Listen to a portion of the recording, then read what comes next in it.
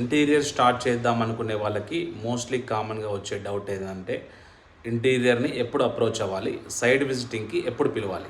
అసలు ట్రూత్ ఏంటంటే ఫౌండేషన్ స్టేజ్లోనే ఇంటీరియర్ టీమ్ని అప్రోచ్ అవ్వాలి.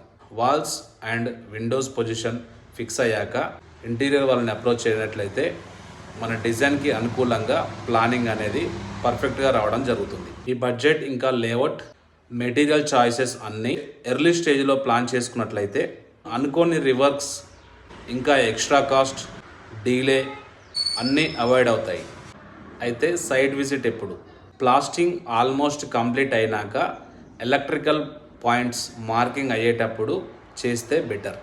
ఎందుకంటే electrical and fall ceiling, wardrobe works అన్నీ అప్పుడే లాక్ అవుతాయి. కాబట్టి లేట్గా ఇంటీరియర్ టీమ్ని అప్రోచ్ చేయనట్లయితే సమ్ డిజైన్స్ మనం కాంప్రమైజ్ కావాల్సి వస్తుంది. ఎలక్ట్రికల్ పాయింట్స్ కూడా తేడా అవ్వడం జరుగుతుంది.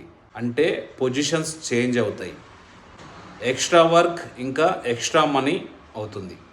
సో ఎర్లీ ప్లానింగ్ చేస్తే స్మూత్గా వర్క్ జరుగుతుంది.